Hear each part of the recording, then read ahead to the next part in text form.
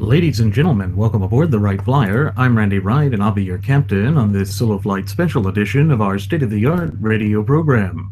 Folks, this will be the final boarding call, so if you please, claim your seats, fasten your seat belts, kick back, relax, and enjoy the show while I go ahead and delve into the pre-flight checklist, as there really is a lot of news and information to get to before I may fully indulge you with your in-flight entertainment. Well, folks, here we are with respect to this bizarre 2016 presidential election cycle. We've seen that people have been thrown astray and have basically just gone forth and been pitted against one another, and that falls directly into what the frothing at the mouth Fabian socialist leftists are hoping to achieve. They want to have us to be against one another, to divide ourselves, to hate ourselves, and that just can't work. Because really, when it comes down to it, there is something that unites us. That something, of course, as we have oftentimes reiterated on previous episodes of Radio Aviation Excellence, the Wright Flyer, would be to look to the Constitution. Because it's through the Constitution that we define ourselves, both as a nation and as a people. It is through the Constitution that we realize what it is that is the greater good with respect to this once thriving and flourishing representative republic and vibrant community of popular sovereigns of ours. Now, I'm sure that many of you, in our cherished listening passengers and audience members, are wondering why it is that I'm bringing up this politics of ego. Well, it's because when you recall that traditionally the United States of America is considered a nation of laws and not of men, it goes to the point that there are people who are just trying to project their own value and self-worth onto the various competing politicians that they chose to support. And one of the major areas of concern with respect to particularly this 2016 presidential election cycle, which no one can disagree is a fiasco, is that there were so many politicians running at the beginning, that they were vying for the highest office in the land without actually being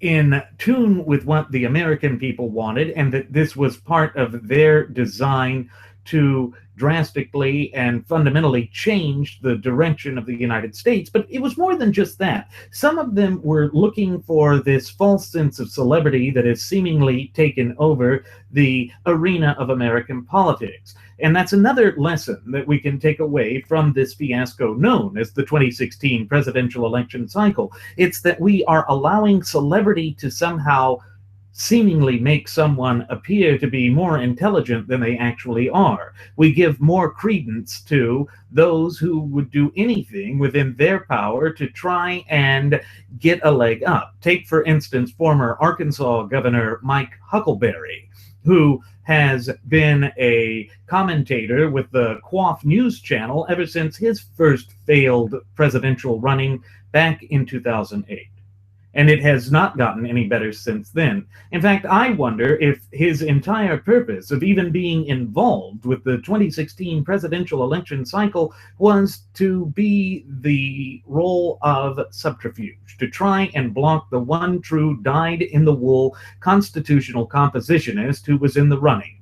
And of course, I speak of none other than Texas Senator Ted Cruz.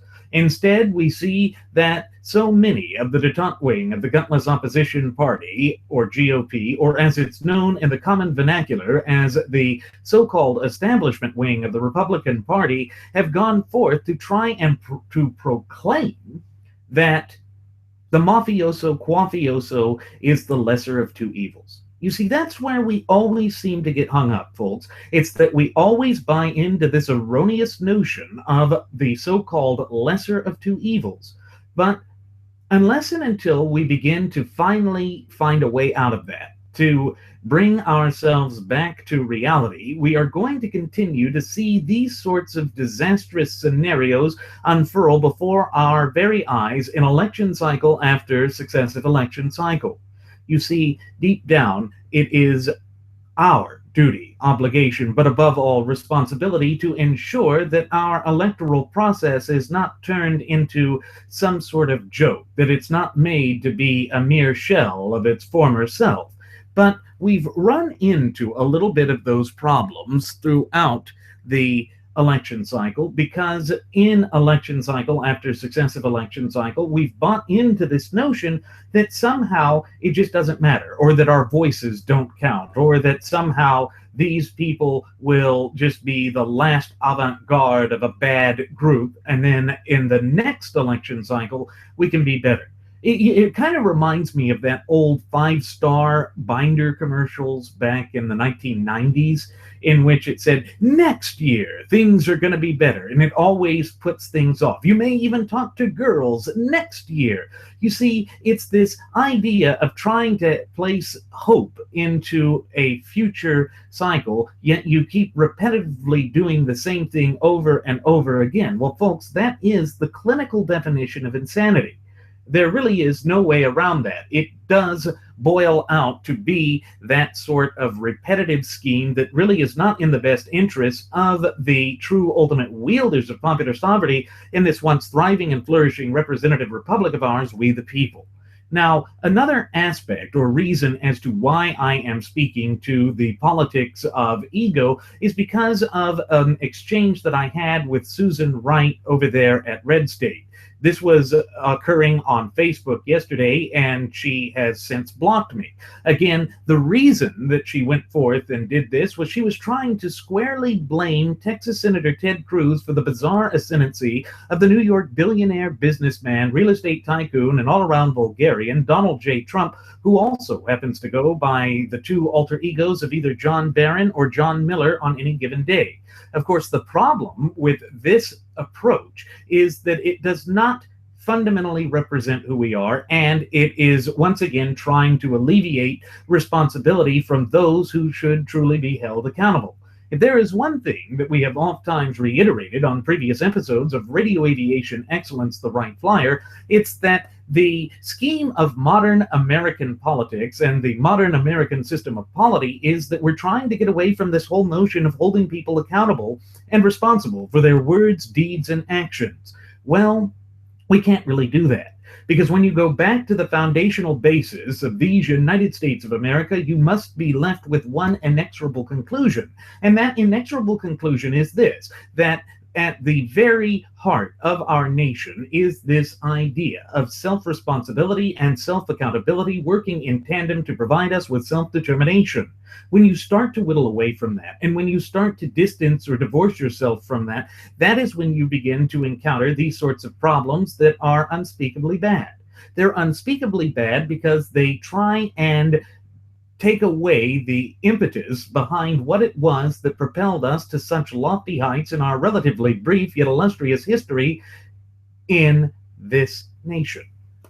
And here's where it comes down to. She tried to say to me that the detente wing of the gutless opposition party, or GOP, that is, the leadership of the so-called Republican Party, cannot be held accountable for the bizarre ascendancy of Donald Trump, that it's not their job, that it's the job of the voters to choose. Well, that's ignoring a central aspect of exactly what it is that the national GOP does. They are the ones that funnel funding to certain candidates and provide a platform for which the candidates run on. And when you start to deny that that is an intrinsic part of their duty, role, obligation, but above all responsibility, and you are refusing to hold them accountable for their own words, deeds, and actions, that's when you start to fall into the inevitable trap that has been set by the frothing at the mouth Fabian socialist leftists in their steady incremental march towards socialism that they've been working at so meticulously now for the past century and a half. It's not something that can just be ignored. Yet that's exactly what Susan Wright was trying to say. And then she went out and tried to proclaim that I just didn't understand the system and that that's not the way the system works. Well, again, ultimately, what her message was there on Facebook was she was trying to proclaim that Ted Cruz just waited too long to attack Donaldolph Julius Caesar Trumpolini, and had he acted sooner, that would have been better.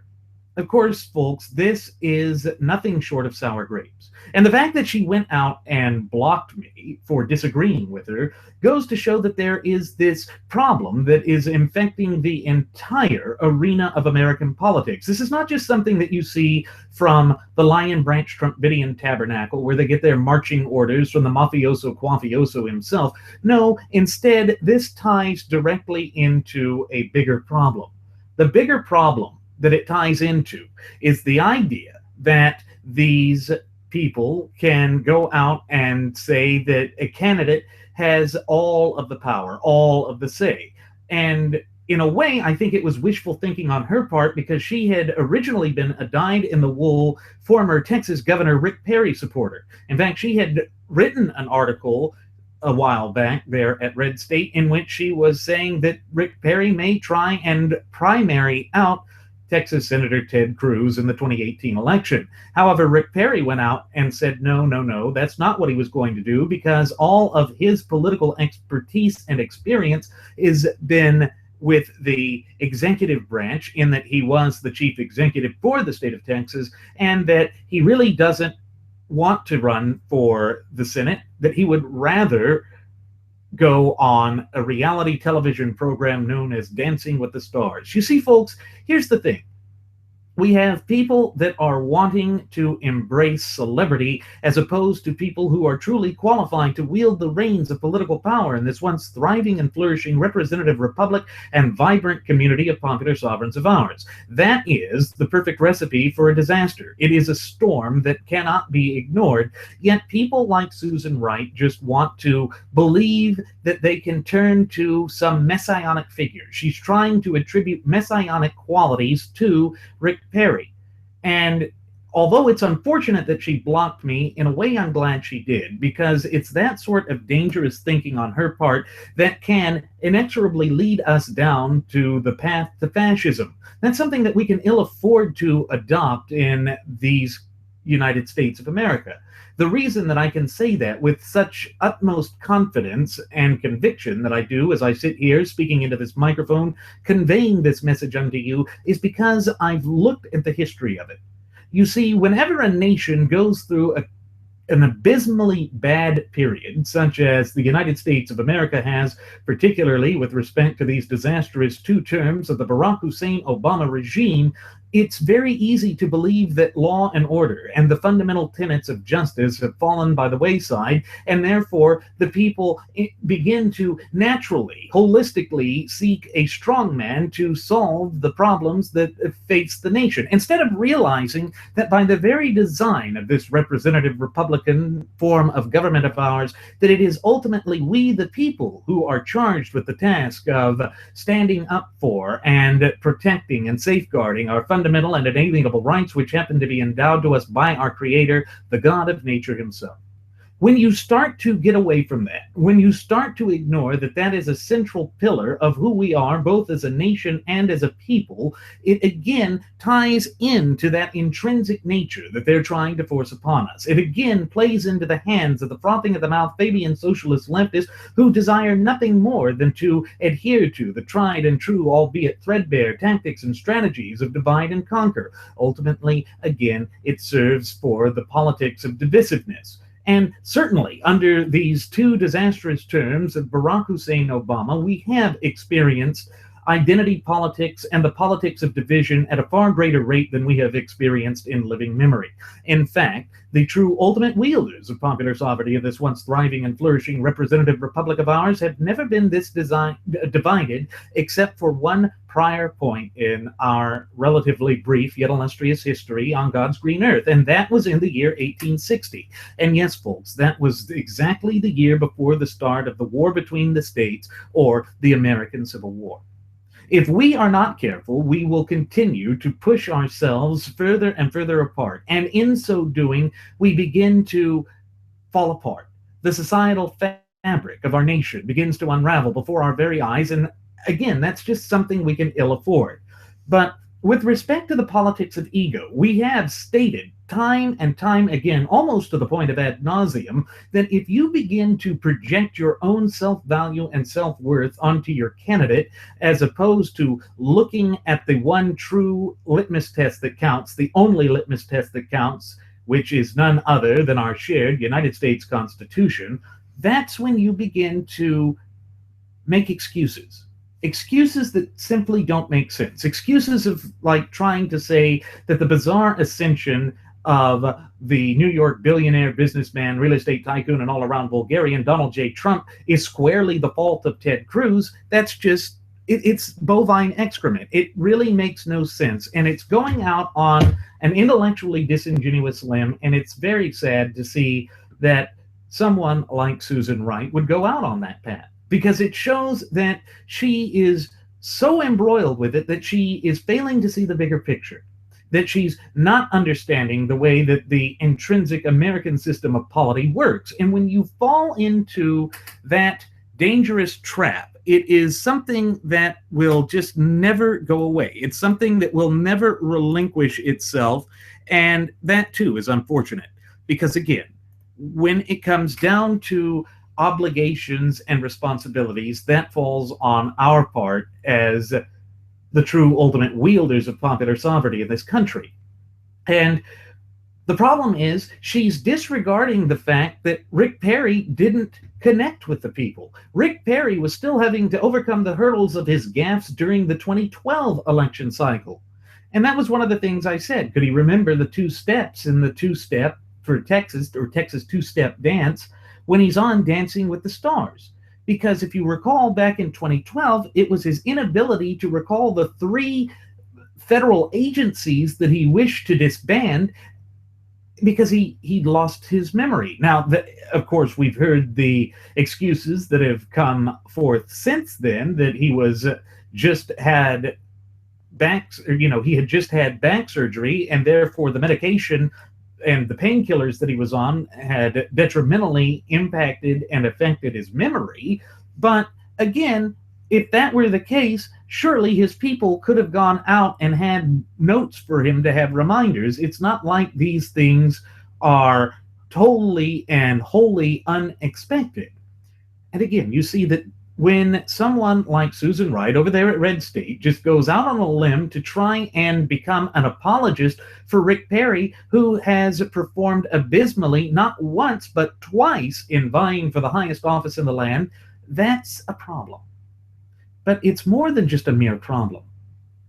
It is something that speaks to a shortcoming of her own. And it's not that I'm just targeting Susan Wright. It's that she exemplifies and personifies one of the greater overarching issues that is currently afflicting the American system of polity. And of course, what that is this idea of you attaching yourself to your candidate, trying to make it about men instead of the rule of law. That is a very dangerous, intellectually disingenuous position to assume, because it allows you to placate some of the lingering detrimental effects that have been harming and creating tension and divisiveness in the American system of polity. In other words, it allows you to become bitter. And we don't want you to become bitter. We want you to be able to stand up for yourself. We want you to be able to proclaim your self-identity And the best way to do that is to recall exactly what it is that we are trying to promote and preserve through our electoral process. And of course, that is none other than our shared United States Constitution, as it is the Constitution that defines us both as a nation and as a people, but it also serves, pursuant to Article 6, Clause 2, as the supreme law of the land. And folks, as you know, Constitution Day is upon us, and we have to keep these things in mind. These are inherent aspects of who we are, both as a nation and as a people, and unless and until we begin to get back to that centralized message, then we are going to continue to see these sorts of divisive things occur. And as I'm sitting back and thinking about this and having this conversation with you, it reminds me of one of the things that Rush Limbaugh mentioned on his radio program the other day. Lush Bimbo has essentially, as we've stated, sold his soul out in this election cycle. He's just tossed everything that he's ever stood for the damn near 30 years that he's been broadcasting. He's just cast it out the window. He doesn't care. It's all about profit for him, and therefore selling out your soul is easier just to support your golfing buddy. But that's doing a great disservice to his audience. Because remember that Rush has essentially gone forth year after year after year and proclaimed that he is America's truth detector, but he decided that he wasn't going to detect the truth with the mafioso quafioso. And one of the things that he lamented was he said that he was wishing that conservatism was on the ballot this election cycle. Well, hello, Rush. You had the opportunity to do that. You had the opportunity to stand up for our nation and our various positions, but you didn't. And that is a great disservice. It's a great disservice because, again, it shows that you aren't interested in who you are and what you have stood for. And again, why? Why is it that we always come back to this? Why is it that we are just fighting with ourselves instead of seeing the overarching image of who we are? Again, the only way to overcome that is to once again realize exactly what it is that brings us together as a nation and as a people. And what it is that brings us together as a nation and as a people is the clear and concise language contained within the four corners of our shared United States Constitution. And what Rush is missing with all of this is that Donald Trump does not represent that. And he didn't go out and speak to the shortcomings of Donald Trump, which I think was highly intellectually disingenuous on his part. And again, it plays out in a disastrous way with the true ultimate wielders of popular sovereignty in this once thriving and flourishing representative republic of ours. Because again, we have to be the ones that go out and find the information to be able to vet the candidates so that we can stand up for what is right. Again, it's why we here at Radio Aviation Excellence, the Wright Flyer, so oftentimes have come forth and stated that you must foster that fluent and working knowledge and understanding of our shared United States Constitution and thereby your fundamental and inalienable God-given rights, because that is the only way that you can determine whether or not a candidate is truly qualified to wield the reins of political power in this once thriving and flourishing representative republic of ours. But that's difficult when you have people that you've trusted, when you have people that you once turned to for the dissemination of information and who would believe that they would support everything that we hold near and dear, and then just sell out, that they don't stand up for it, that they don't believe it anymore, and that they have replaced it with some sort of rabid populism. But populism in and of itself does not make a decent political platform. It does not make a decent political philosophy, and ultimately it winds up harming us. Why? Because it is just a thin veneer for progressivism, and it also allows for these notorious and nefarious groups like the so-called alternative or alt-right to arise when they are basing their national identity or their basis of nationalism on tribalism. Now, folks, what we are seeing when you look at the annals of history is essentially a repeat of the instability of the Western world in the 1930s that brought about the bizarre ascendancy of fascism, both in Nazi Germany and in Spain, and it had been a decade before that in Italy. Again, it's because they have falsely attributed the so-called economic recovery that occurred in the waning days of the Weimar Republic and the ascension of the Nazi-dominated Third Reich to Hitler's policies, when in fact nothing could be further from the truth. That it was all done through theft. You see, ultimately, though, socialism, every time that it's tried, does fall into tribalism. Why? Because it goes back to exactly what that great French philosopher who admired America in her halcyon days, that of Alexis de Tocqueville, said, that anyone who supports any flavor, form, or facet of socialism is just essentially a New Age feudalist. Why? Because they essentially want to create these immutable caste systems in which we are stratified and incapable of moving from one level or layer of that to another, and then to micromanage the facets of our daily lives. Because if you recall, back in feudalism, the serfs, or the villains, as they were known, the landless peasants, had to seek permission from their liege lord to do anything, to marry, to eat, to have a shelter over their head. They couldn't leave the property without the consent of their liege lord, meaning their overlord. And so socialism's kind of in that way too. When you look at nations that are highly stratified, such as socialist Japan, you see that they restrict travel and whatnot. But again, when you apply the natural law tenets that form the bedrock foundation of not only our shared United States Constitution, but also our constitutionally endowed representative Republican form of government, you see that privileges and immunities allows us to travel from state to state completely uninhibited.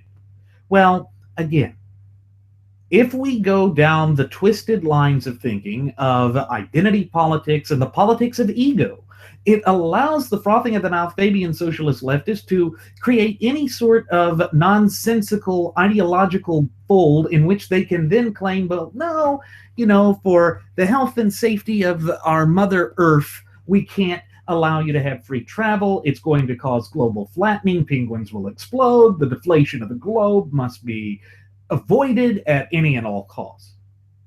You see?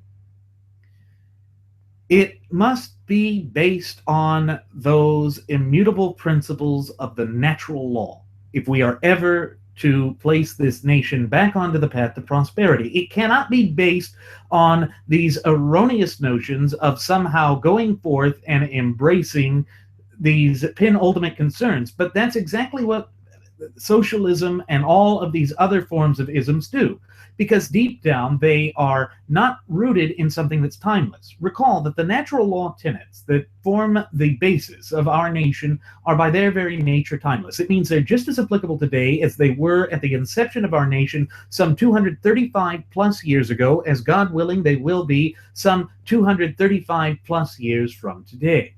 But it does require that we, in our capacity as the true ultimate wielders of popular sovereignty, proactively maintain and safeguard our fundamental and inalienable God-given rights. No one else is endowed with the authority or the wherewithal or the capability or the capacity to do so, and that is by the very design of our republic. And one of the greatest shortcomings of this so-called politics of ego is that it denies the very strain of what Samuel Adams thought was one of the most important aspects of maintaining an open, free society like that of the United States. He was the one that said that we must strive to be virtuous in all things that we do, that we must be a virtuous republic, and the day that we begin to break away from that is the day that the nation begins to falter and then ultimately collapse. Again, you see that the onus is on the people.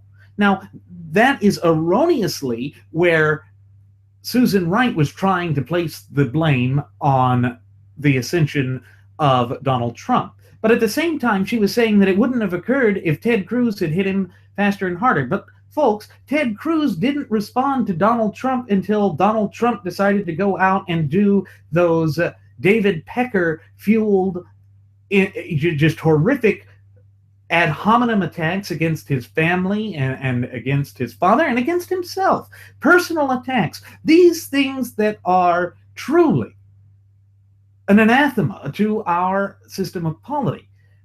And again, that doesn't play out well. That plays directly into the tactics and strategies of people like Saul Alinsky. In fact, that's exactly what the Trump train and the Lion Branch Trumpidians cowering in the Trumpidian tabernacle have done ever since the start of this race in the summer of last year.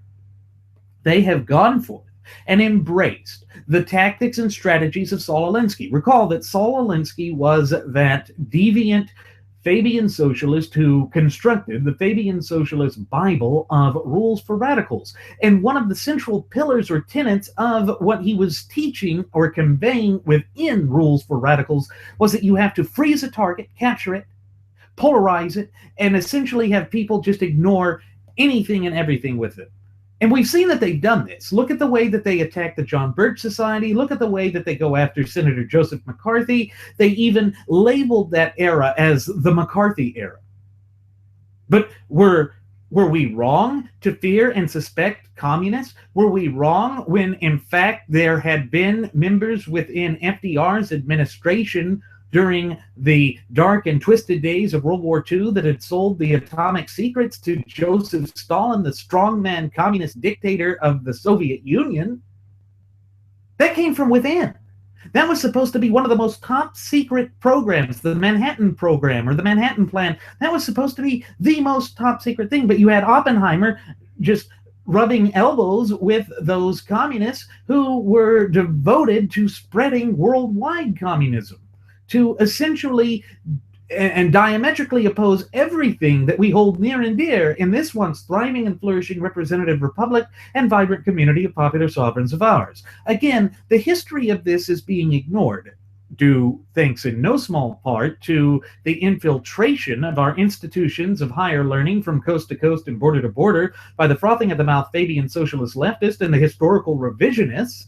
And so when they have been able to do that time and time and time again with the up-and-coming generations for generation after successive generation, that's when we begin to run into the pitfalls that we are now. That's when you start to see the ascendancy of programs such as the politics of ego. But the politics of ego ultimately works to our great detriment. It does not work in our best interest because when you stop and think about it, it plays out like a comedy of errors. And that really is an apt description for it, because when you stop and think about it in an objective fashion, the ego comes in when we've lost sight of our national character, heritage, spirit, but above all, identity. And that's what the frothing at the mouth Fabian socialist leftists have been so meticulously, diligently, and relentlessly working towards for the past century and a half now. It's because deep down they loathe and despise everything that these United States of America stands for and represents. And of course it makes sense because they are embracing left-wing ideology, philosophies, and politics. They engage in attempting to destroy the system that preceded what they are attempting to establish. Think back to the conflict that occurred in China in the dark days of World War II. You had the Chinese nationalist Kuomintang under the leadership of Chiang Kai-shek, who was desperately seeking support from the United States of America, but there was a lot of distrust of Chiang Kai-shek's wife, who was a very strong American-educated woman. And the communists within FDR's government, and yes, folks, there were communists within the cabinet of FDR. Alger Hiss comes to mind. They loathed and despised Chiang Kai-shek. So what they did to ensure that the communists under Mao Zedong would be able to overcome and to win and to go on to victory was they gave differing weapons and ammunition to the Kuomintang so that the ammo didn't fit the rifles. They didn't do that with Mao Zedong. They didn't hamper the communist Chinese in the way that they did the Chinese nationalists, and that is why he was able to win in 1948. And then to erase a lot of that, as well as any sort of competing ideology that could be used as a rallying cry by anti-communist forces in China, he engaged in what was known as the Cultural Revolution. That's where the government proactively went out and tried to erase all of the long and illustrious history of the Chinese Empire. That was history that went back millennia. And it didn't matter to Mao, because Mao was all about his little iron rice bowl, was all about these failed policies of Marxism, and was about trying to create a workers' paradise in that large landmass. But it just doesn't work. It doesn't work. And in fact, we see that it doesn't work by the own admission of the so-called People's Republic of China. Just as of a month or two ago, they had come out and said that the so-called Cultural Revolution was an unmitigated disaster, that it didn't work, that it didn't achieve its goals, and that it only spread divisiveness and animosity among the Chinese citizenry. But that should come as no surprise to anyone, because when you start mucking with somebody's national identity, when you start trying to have shame in the past and in the traditions and in the time-honored institutions of a society, that's when you start to create this divisiveness, because that is what cultures unify around. And here in the United States of America, as we have so oft-times reiterated on previous episodes of Radio Aviation Excellence, the Wright Flyer, the thing that unifies us, unites us, and draws us together as a nation and as a people is not language, it's not race, it's not gender, it's not pie in the sky, it's the clear and concise language contained within the four corners of our shared United States Constitution. That is what defines us as a nation and as a people. And as we're sitting here, just around this period of Constitution Day, I think it's important that we reflect upon just how long the Constitution has been in place. The Constitution was ratified in 1789. That means we are almost at, let's see here, 228 years, 227, around there. We are that long into this. That means that for all of these 200 plus years, almost 230 years, this system has been in place. It has been contiguously or uninterrupted in its running, and that is clearly something that's amazing, unique. In fact, in all of world history, we've never had an open, honest, but above all, free society, or as stable a society as that of the United States in such a system. And it's why the late, great Margaret Thatcher, the Prime Minister of Great Britain and the United Kingdom during the 1980s, said that while Europe may be founded on history, the United States of America is founded upon a philosophy. And that really does mean something, because when you stop and think about it, the United States of America is founded upon natural law.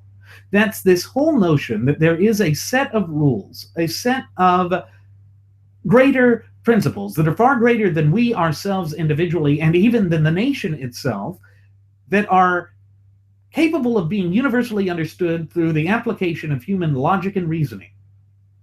That's part of the Enlightenment era thinking that forms the bedrock basis of this nation. And it's why we say that those tenets are, by their very nature, timeless. They continue to apply throughout history because, again, it's human reasoning and logic. But the frothing at the mouth Fabian socialist leftist and those who have fallen into the pitfall trap of the politics of ego are just so rawly emotional. They're just driven by sheer emotions that they don't understand it.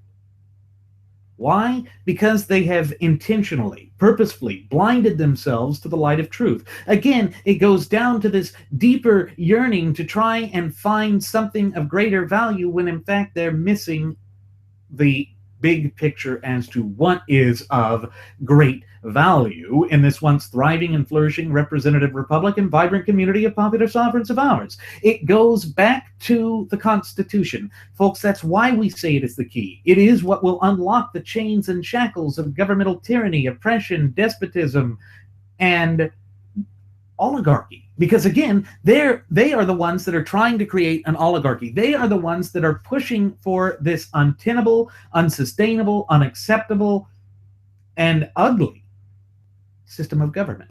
A system of government that has no place in an open, honest, but above all free society like that of these United States of America.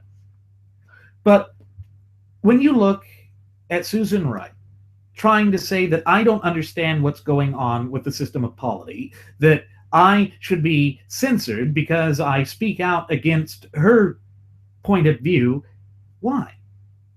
What does she hope to gain? You see, it's this myopic approach to the marketplace of ideas, the free marketplace of ideas. Well, like any marketplace, it can have stagflation.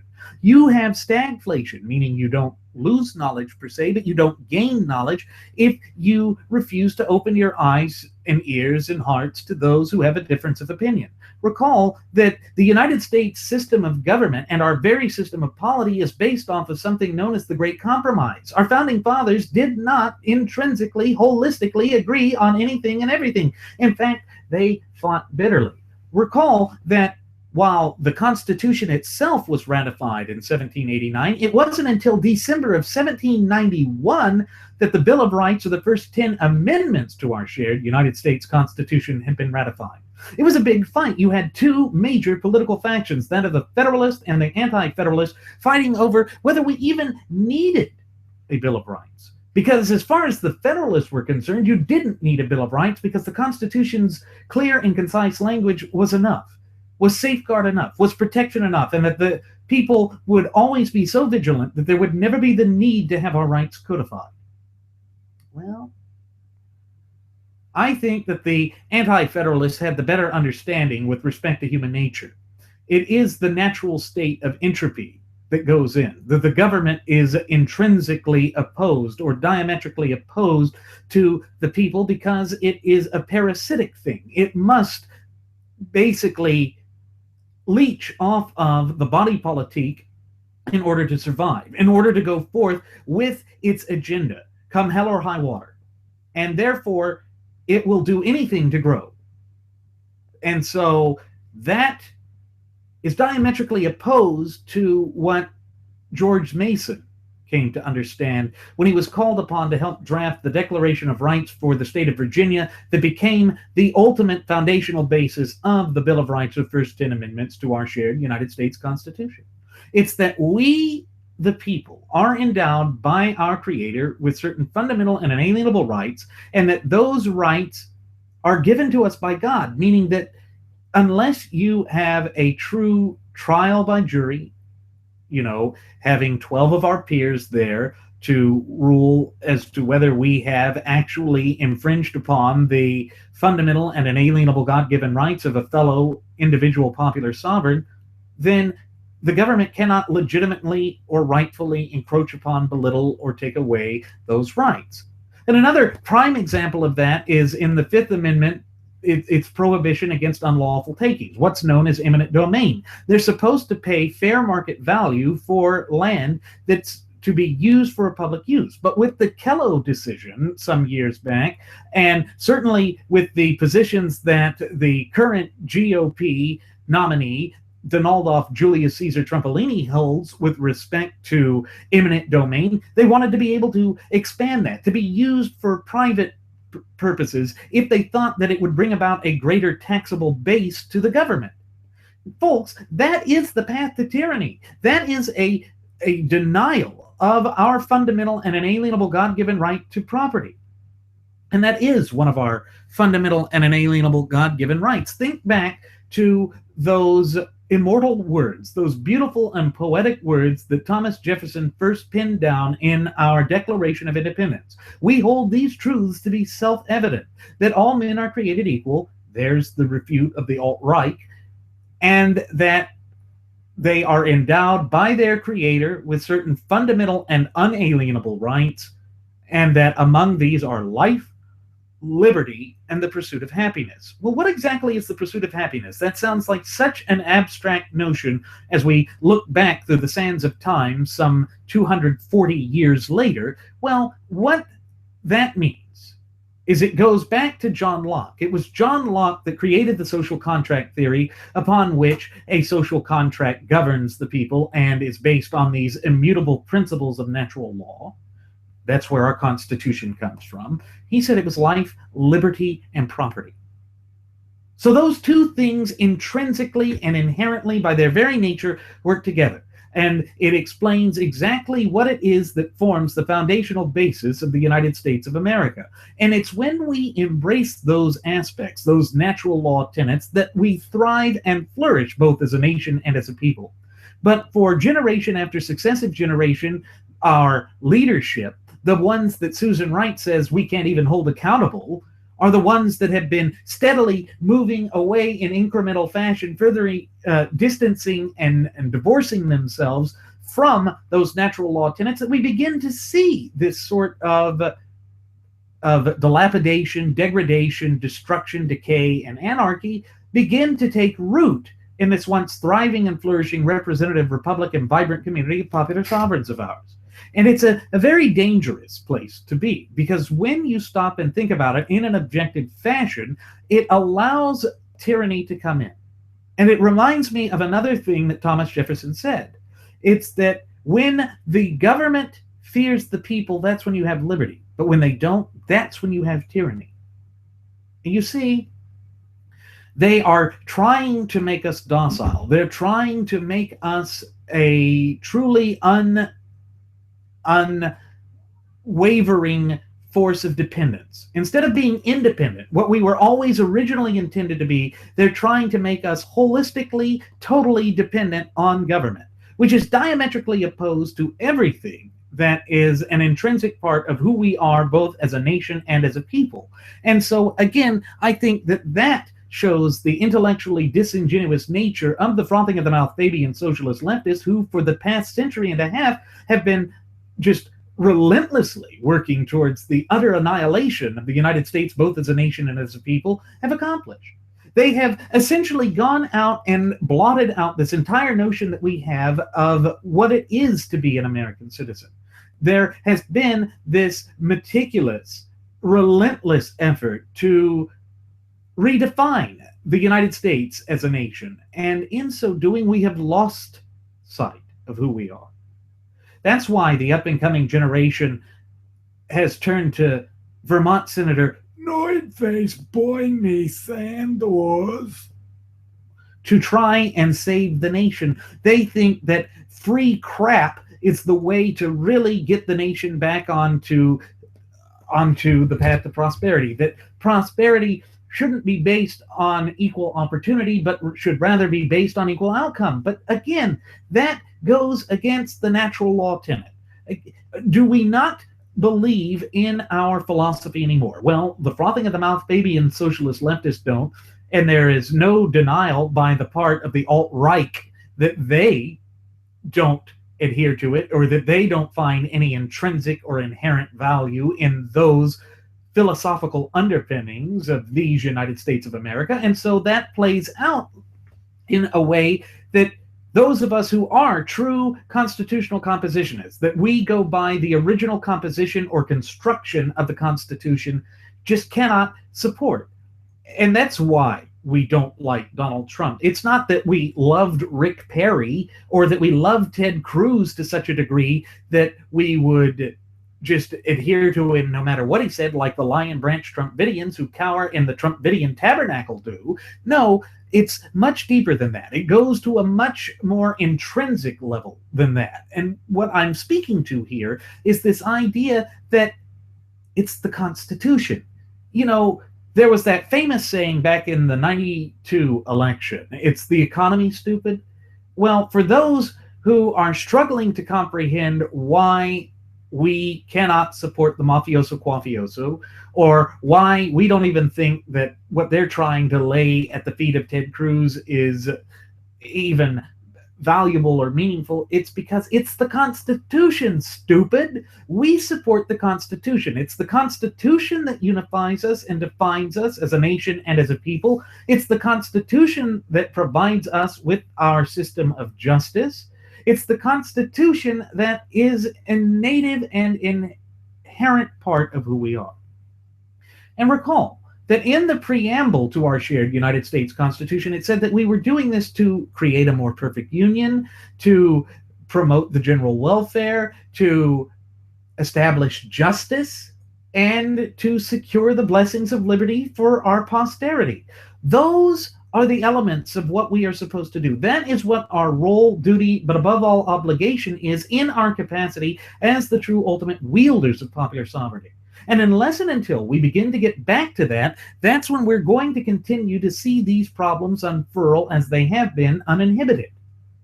But it's just shocking to me that someone like Susan Wright, who is going out and making a name for herself by writing these blog pieces, for lack of a better term, on politics, you would think she'd understand that. You would think that she would be open to listening to those who don't necessarily agree with the position she has, except for the fact that we agree that Donald Trump is a threat. If we're going to make assessments, and if we're going to try and be pointing the finger and trying to find some causational link as to what created the bizarre ascendancy of the mafioso quafioso, it can't just be on that basis. It can't just be stagflation of the mind where you're only embracing a certain tenet or philosophy or a certain line of thought, because again, that just stretches you further and further and further and further off. If you applied the Socratic method that's named after Socrates of asking a question or a series of pointed questions until you bring someone to the point of absurdity, you can begin to understand how their philosophy doesn't work. With Susan Wright, if you started asking, okay, how is it not the job of the leadership of the party to fund candidates? How is it the fault of Ted Cruz for not attacking someone until after he was attacked? How did that hurt his ratings, or how did that help rise up Donald Trump? Donald Trump was on the rise because people were mad that the leadership had failed to act and to deliver on the voluminous and vociferous promises that they made during the midterm elections of 2014. That is something that Susan Wright is ignoring. But again, when you begin to ask these questions, you see that her foundation or basis for argument, her premise, in other words, is faulty. It's faulty on face. There is no prima facie case to prove that Ted Cruz's delay, if it would even be termed a delay, in attacking the mafioso quafioso, hurt him. Let's take another example from the 2016 presidential election cycle and see whether the logic that she was putting forth there in trying to lay this at the feet of Ted Cruz applies. Marco Rubio went out and attacked the Donaldoff in the same ad hominem and personalized attack that Donnie had done time and time again ever since he officially threw his quaff in the ring in July of 2015. Going forth not on policy positions, not on the lofty ideals of our representative Republican form of government. No, they were arguing about the size of a certain appendage. Why? Yes, Trump has small hands. Yes, we repeat that because it gets under his skin. But by the way, we here at Radio Aviation Excellence, the Wright Flyer, aren't running for office. You see, common decency, common courtesy, that's not collectivism. That's an aspect of who we are as a people and a nation. And when we lose sight of that, and when we ignore that, it is to our great detriment. It allows the mudslinging, this proverbial mudslinging, to get worse with each successive election cycle. And we've seen it play out time and time again, and it's getting worse and worse. And so eventually, at some point, we, in our capacity as the true ultimate wielders of popular sovereignty to promote domestic tranquility, need to put our foot down because, hello, it's our duty, our obligation, but above all, our responsibility to proactively maintain and safeguard our fundamental and inalienable God-given rights, but even more so than that, to ensure that the vitality and viability of our shared Constitution and our representative Republican form of government does not fade from this earth. That's where responsibility comes into it. That's why the politics of ego ultimately is a disaster any time and every time that it's attempted. Because deep down, they must come to the realization that their system ultimately is flawed.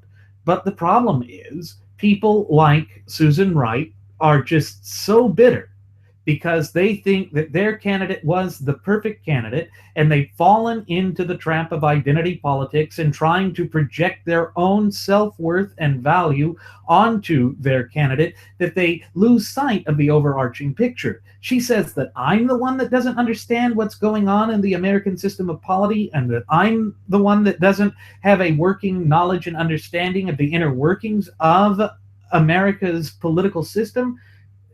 That's really bizarre, especially when you consider that, once again, I am a licensed and practicing Texas attorney. No, I have not lost sight of how the system works. I just happen to realize that blame can be placed at the so-called detente wing of the gutless opposition party, or GOP, or the so-called leadership of the Republican Party, the so-called establishment. Why is it that they don't understand that this populist reaction, this populist uprising, for lack of a better term, came about because of the detente wing's inability and fecklessness with respect to promoting our views and values?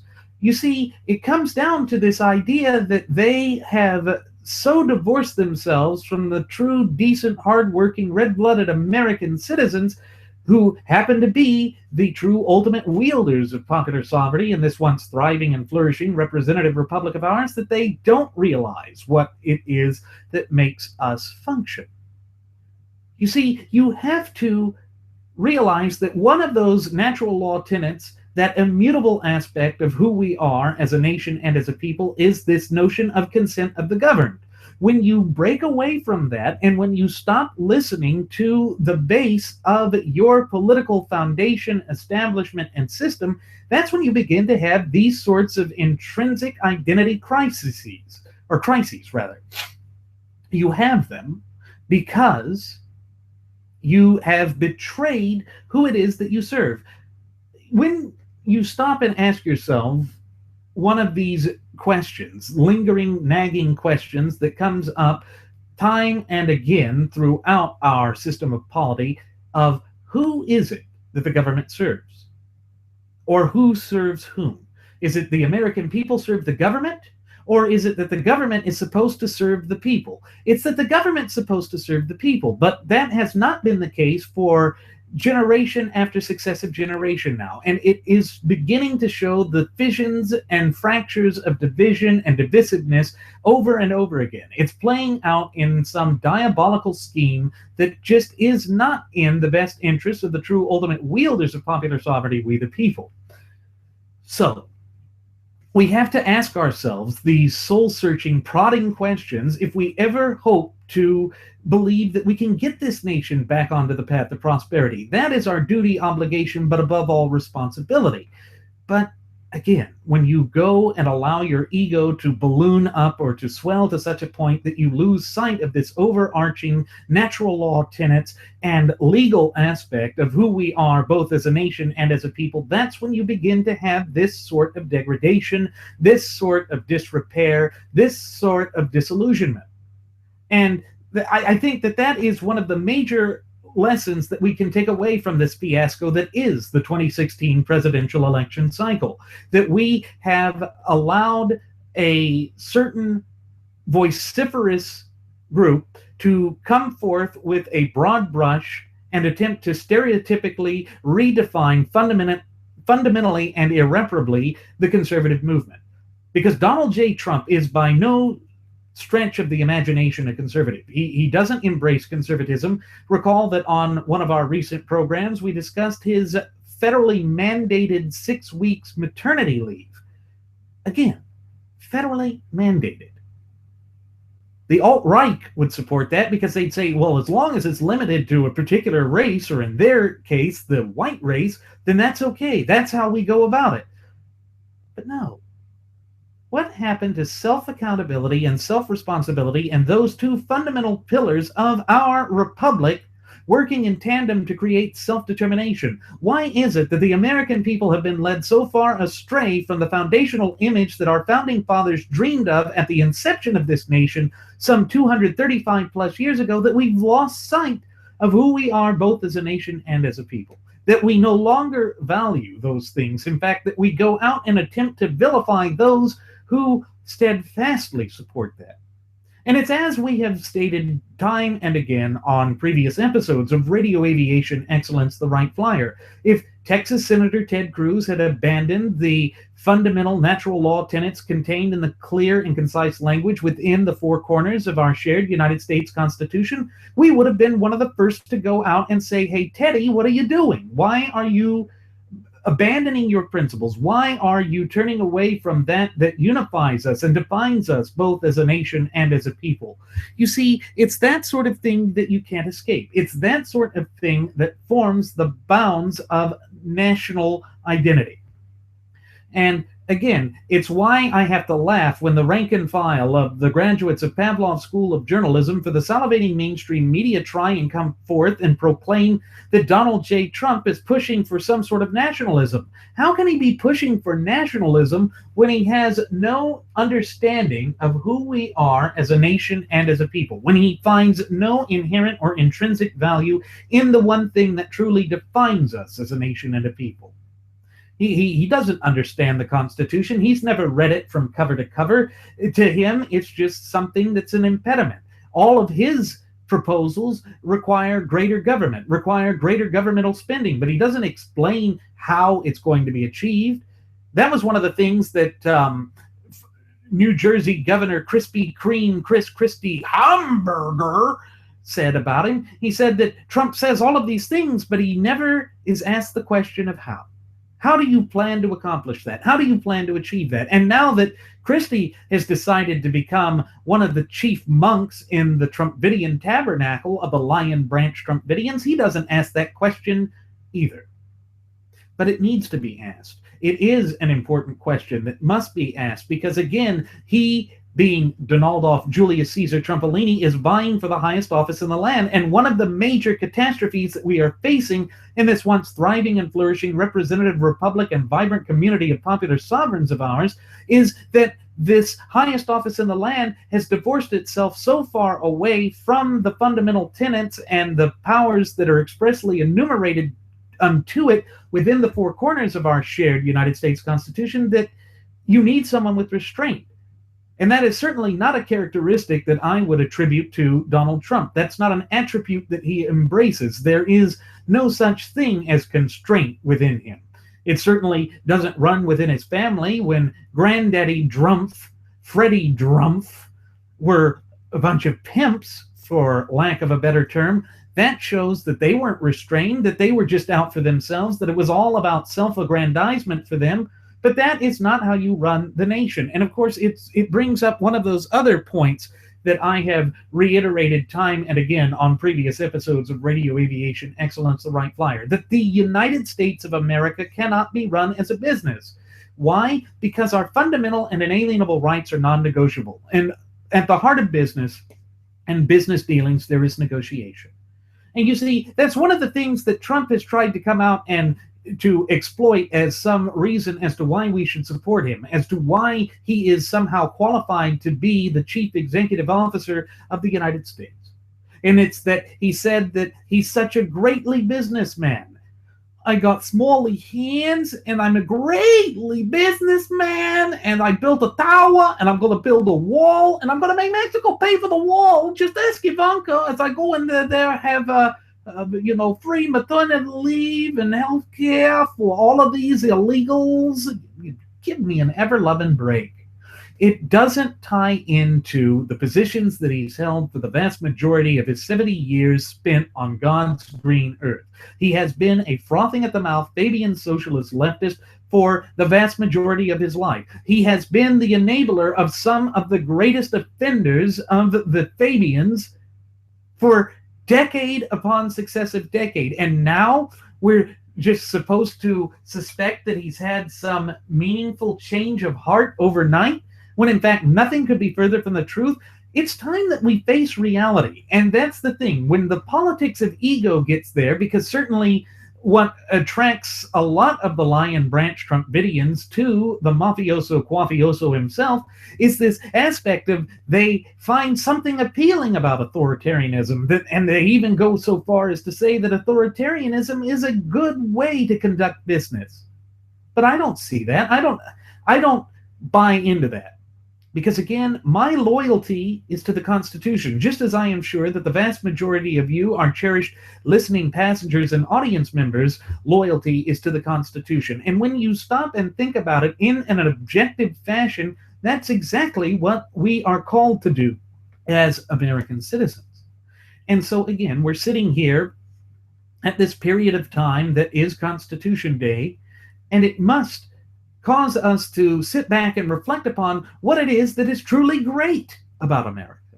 You see, Donald Trump goes forth with that shallow, hollow, empty, and ultimately meaningless platitude that is his campaign slogan, or was, make America great again. How do you make America great when, first of all, it never ceased to be great to begin with, and second of all, you don't know what made the nation great?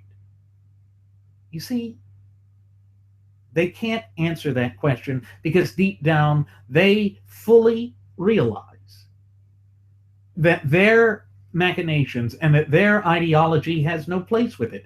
They have no foundational basis on which they can proclaim that they support any of these values or any of these positions. And so that just means that this has been a great con game. This has been a bait and switch of the biggest magnitude in the entire history of the American system of polity, and it's a sham. And I wish that I had words of comfort and solace to convey with regards to this, but folks, there are none. There is no way that I can go out and proclaim that there is some redeeming quality here or outlier here with respect to the mafioso quafioso, because there's not. But the other thing is, we see that one of the reasons why the detente wing of the gutless opposition party, or GOP, was able to refuse to support Ted Cruz when it was clear that people like Narco Rube EIEIO and John the Mushroom My Daddy Was a Mailman Kasich didn't drop out. They lingered on too far, as did Dr. Ben Carson. But we see that Dr. Ben I'm a Victim Carson has decided to throw his lot in with the mafioso quafioso, that he's lost all of his credibility, assuming he had any to begin with. No. That all plays out to the great detriment of the true ultimate wielders of popular sovereignty, we the people. It ignores the foundational bedrock foundation of our country. But none of that matters. None of that matters because in this fast-paced modern society, we have managed to convince ourselves that no one should be held accountable unless it's somebody that we just, for some penultimate reason, find objectionable. Now, how does that play out for the American people? How does that help secure our future? How does that help us place this nation back onto the path of prosperity?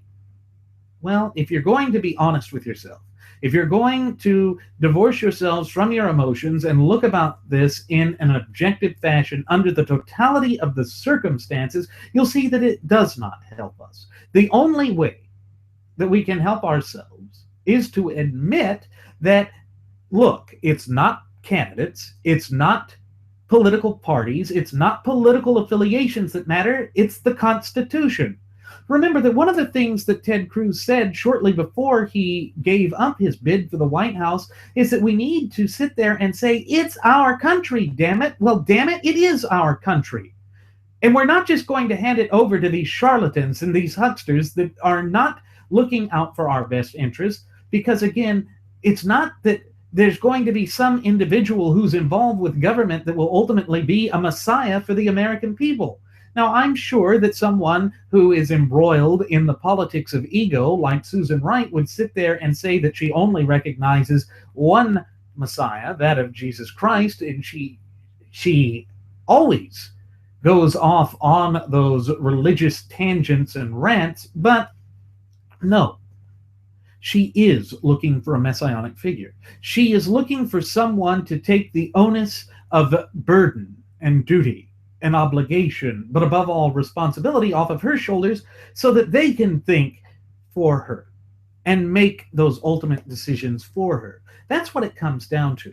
That's why there are these cult-like followings of a celebrity-style personality, and that truly is a dangerous position with respect to our system of polity. Because again, I go back to what Sam Adams said was necessary for a free, constitutionally endowed representative republic like that of these United States of America to thrive and flourish, is that we be a virtuous people.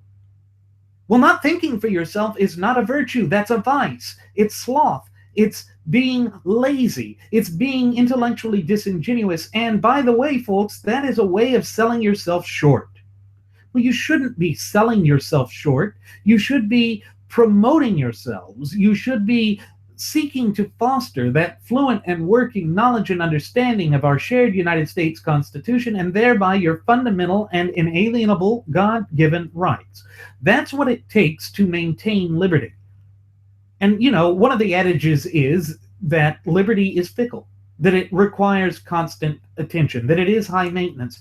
Well, it's not so much that liberty's fickle, it's just that the forces of tyranny, despotism, but above all oppression are that nefarious, that power-hungry, that murderous, but above all, that evil. They are evil. Those who would seek to have us be living on bended knee to governmental servitude, essentially to be slaves to the federal government, are evil. There is no other way to describe that. There is no other way to ascribe proper attributes to them, because deep down, intrinsically, inherently, that is who they are, that is what they're pushing for, and it is diametrically opposed to the foundational image that our founding fathers dreamed of at the inception of this nation some 235 plus years ago. And folks, it really is that cut and dry. It really is that black and white. But we have to separate our ego from it.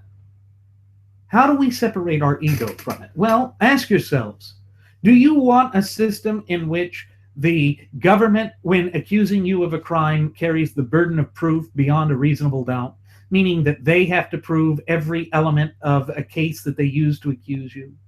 Do you want a system where the government has to prove that they have an intrinsic and very important interest in taking property, and where they even then have to pay fair market value for that?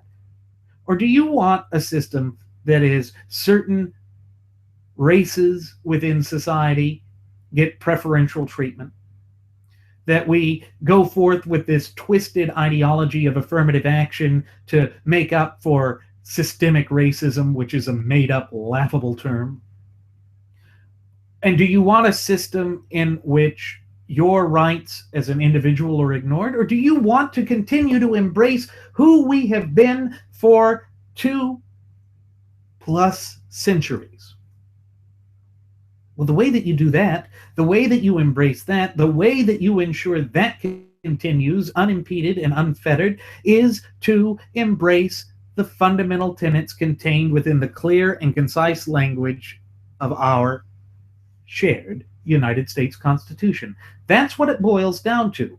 And it may seem so very abstract, and I know it may also seem repetitive, but it is that important. It is the cornerstone of this nation, and not just this nation, the American citizen.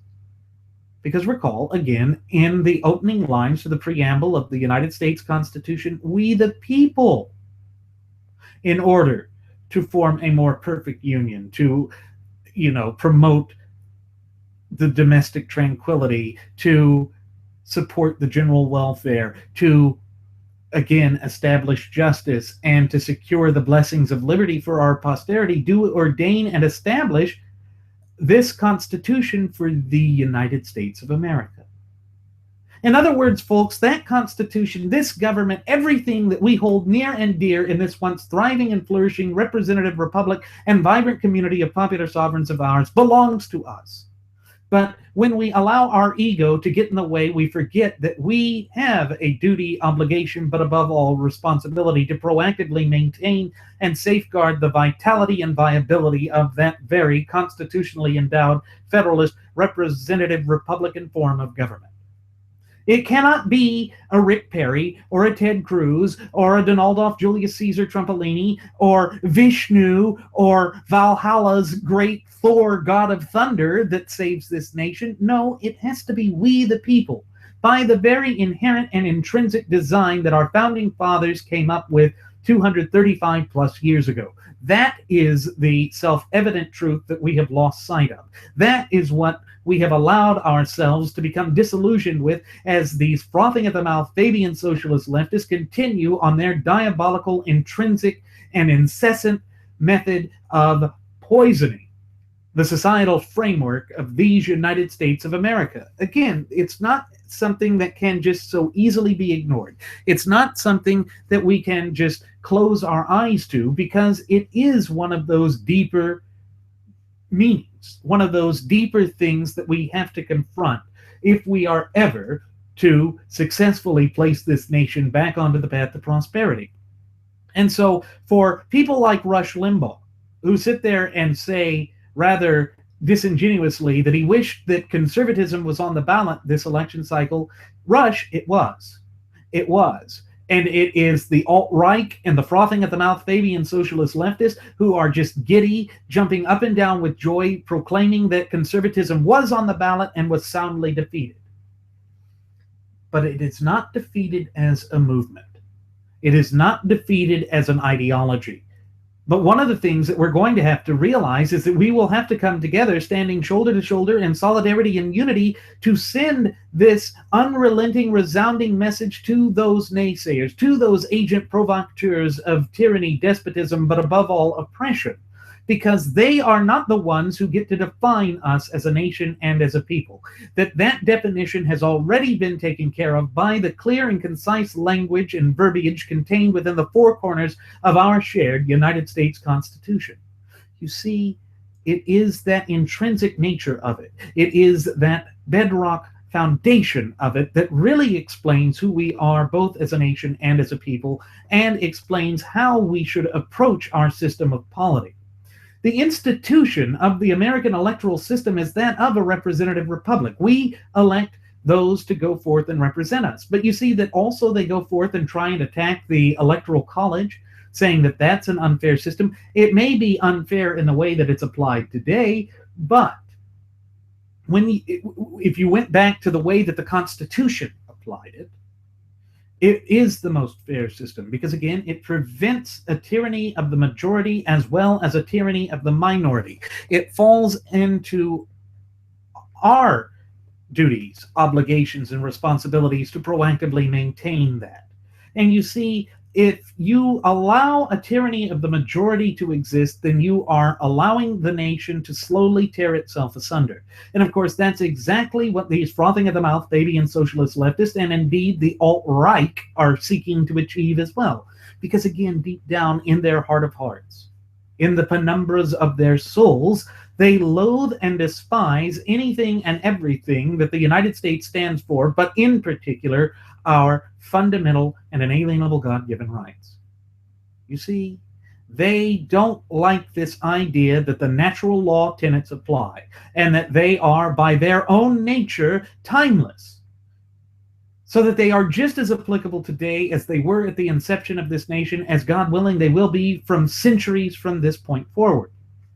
But again, why is it that we always say that you have to understand and embrace and be willing to be held accountable for self-responsibility and self-accountability, and those things working in tandem to create self-determination?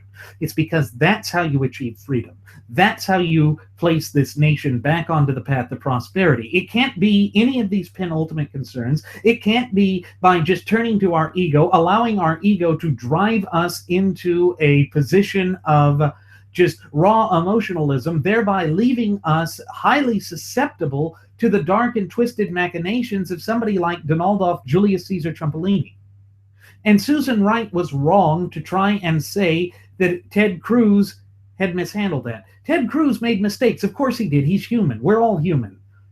And that's part of the problem with what happens when you allow the politics of ego to take over, is that you start to have unrealistic expectations of the candidates. You start to expect them to be like demigods. Well, that's not who we are, and that won't work.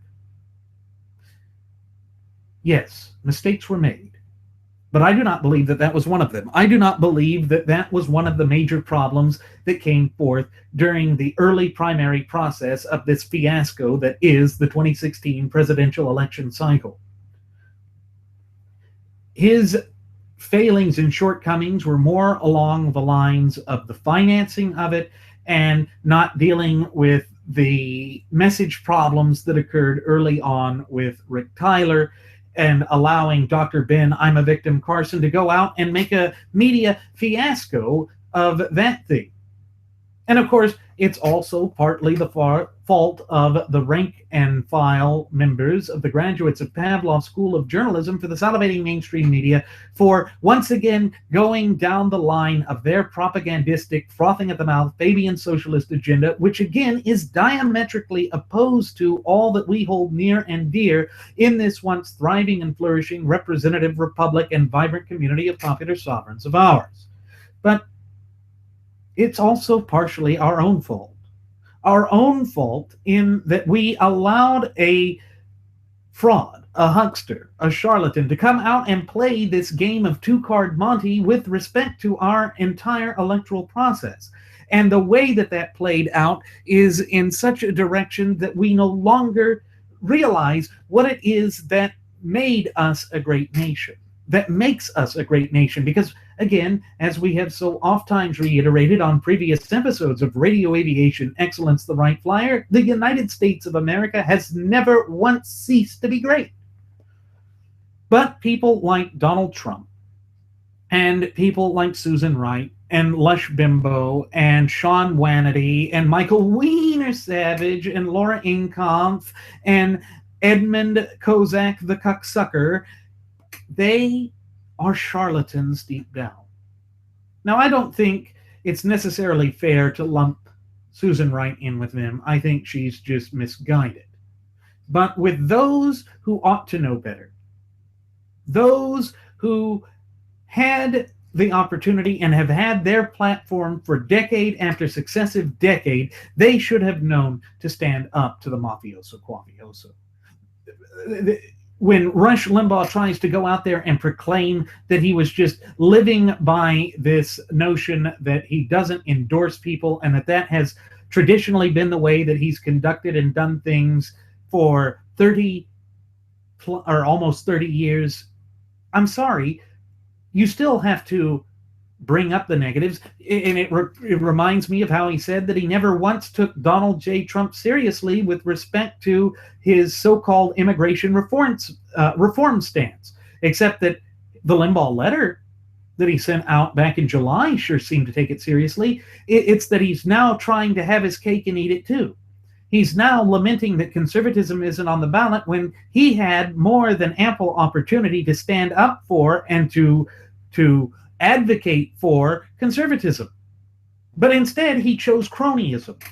Instead, he chose to be in line with his golfing buddy, to be in line with someone who is just all about wealth, because in a sense, that's what Rush Limbaugh has become all about. And again, it's a projection of ego. It's the politics of ego becoming a central part of the political stratosphere in these United States of America. And you see that it plays out to the great detriment of the true ultimate wielders of popular sovereignty, we the people. So again, if we are to ever truly address these problems, we have to root out the cause of these problems. And the cause of the problems are on a multitude of reasons. But ultimately, it comes down to a lack of knowledge and understanding of the Constitution. Who knows that September 17th is Constitution Day? Who knows? Very few people know, because it's not proclaimed anywhere on the mass media. It's not taught in our institutions of higher learning from coast to coast and border to border. It's not espoused by the rank and file of the graduates of Pavlov School of Journalism for the salivating mainstream media. Again, it's all swept under the rug. But truth be told, this ought to be something that is well known throughout the United States, that this should be inscribed upon the hearts, souls, and minds of the very true ultimate wielders of popular sovereignty, we the people. And so what we are seeking to achieve here at Radio Aviation Excellence, the Wright Flyer, what we've been seeking to achieve for over a year now, folks, is to promote the tools, to provide you with a voice of reason with respect to fostering that fluent and working knowledge and understanding of our shared United States Constitution, and thereby empowering you with your fundamental and inalienable God-given rights to stand up to these charlatans and hucksters who are going to do everything within their power to try and belittle you, to abridge you, and to encroach upon those fundamental and inalienable rights that were endowed to you by the God of nature. They inherently and intrinsically do that because they are the agent provocateurs of tyranny, despotism, but above all, oppression. And the only way that we are going to put an end to this leftward spiral of this once thriving and flourishing representative republic and vibrant community of popular sovereigns of ours is to admit that that's a problem and to do whatever is necessary to promote and to advocate for this greater position of our fundamental and inalienable rights. And that may seem dry, that may seem boring, that may seem abstract and seemingly inapplicable to the facets of our daily, fast-paced modern life, but nothing could be further from the truth, because it is that part that is timeless. It is that part which is immutable. It is that part that draws us together as a nation and as a people. And it is so important that we sit back and reflect upon that as I sit here and speak into this microphone, conveying this message unto you, because that is who we are. That is what it takes to be a free and independent nation. And the only way that we can ever hope to accomplish that is to put aside the politics of ego and to embrace who we are both as a nation and as a people.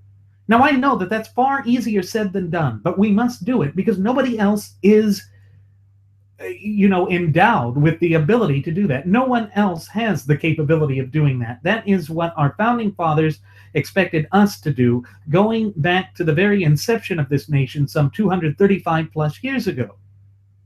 And unlike what Marx says, history is not linearly progressive. If anything, we are allowing ourselves to fall back. We're allowing ourselves to devolve away from those greater intrinsic and inherent aspects of our shared culture, history, spirit, but above all, identity. And that's why we must reject identity politics. That's why we have to ask ourselves these prodding, uncomfortable, soul-searching questions, because in so doing, that's how we form the practicable, real-world solutions that will help us place this nation back onto the path of prosperity. But we can't do that with ego in our way. We can't do that by ignoring those with differences of opinions, because if we do that, then we are abandoning the fundamental stalwart pillars of our republic and are turning our back on the very sort of thing that our founding fathers expected us to do. You see, we must hand this government down and our fundamental and inalienable God-given rights down to the up-and-coming generations, and indeed those generations which have yet to be born. Because again, that is our intrinsic duty, obligation, but above all, responsibility. And no one else can do that. Because if you allow there to be some sort of messianic figure to accomplish this, if you turn to a figure or politician who sits there and says that they alone hold the keys to ensuring that this nation goes back onto the path of prosperity, it means that they also hold the key to ultimately destroying this nation.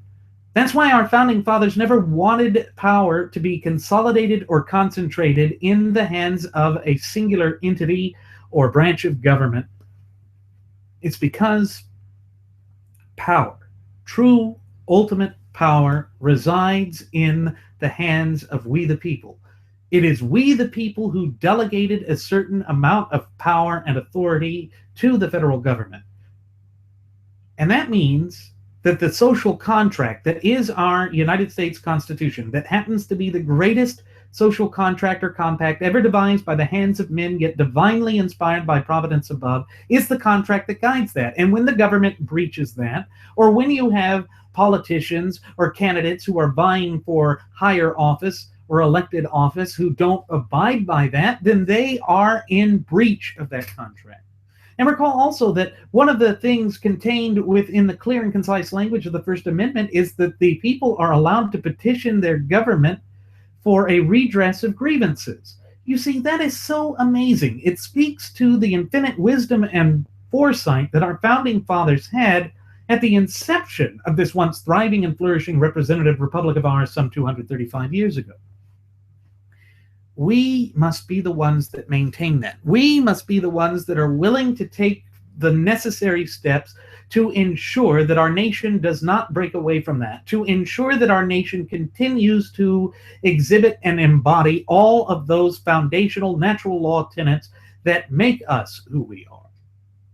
Again, that is the beauty of the United States of America. And being Constitution Day, we should really pause for a moment to reflect upon this in pure objectivity, because that is how we begin to touch base with who we are as a nation and a people again. That is how we begin to fully embrace the greater angels of our natures and to put aside the politics of ego, which is only helping to serve the purpose of the frothing at the mouth Fabian socialist leftists who are all about tearing us apart, dividing and conquering us, and ultimately redefining us into something that we were never intended to be, into something that our founding fathers warned us not to do. Because if you recall, George Washington, in his farewell address, warned that we should not allow ourselves to break down into disparate competing factions, because then we lose the overarching vision of what's important to this nation.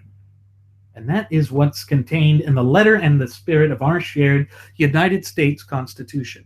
Now, with that said, it is time for us to begin our descent. I'm going to go ahead and send the flight attendant back for one last round of alcohol. Folks, I guarantee you she won't let her ego get in the way. And if she does, you can just push her out of the airplane. As always, folks, I'm Randy Wright, and I've been your captain. I want to thank you for choosing to fly the Wright Flyer. I invite you to leave any questions, comments, or concerns you may have either here at our YouTube page or our Facebook page. And on top of that, I invite you to follow us at Twitter with the Twitter handle @RadioAviationEX. One more time, folks, that's @RadioAviationEX, and there you will find the departure board that lists my personal Twitter account as well as that of my first officer, Jeremy Grapington. It also lists our Blogspot account where we are putting up audio-only editions of our state-of-the-art radio program, and then it also has the Cafe Press account where we have all sorts of trinkets and goodies with our traditional radio aviation excellence, the Wright Flyer logos on them, and our first-class passenger logos on them. Go ahead and take a gander at that with so many things from hats, clothing, drinking glasses, shot glasses, laptop bags, tote bags, laptop protectors, cell phone protectors. You're sure to find something that meets your need, and it gives us a little bit of support. And if you haven't subscribed to Radio Aviation Excellence, the Wright Flyer, we invite to have you subscribe as well and check out the long library of our episodes. As always, folks, thank you for flying the Wright Flyer. We'll see you again next time. Do take care.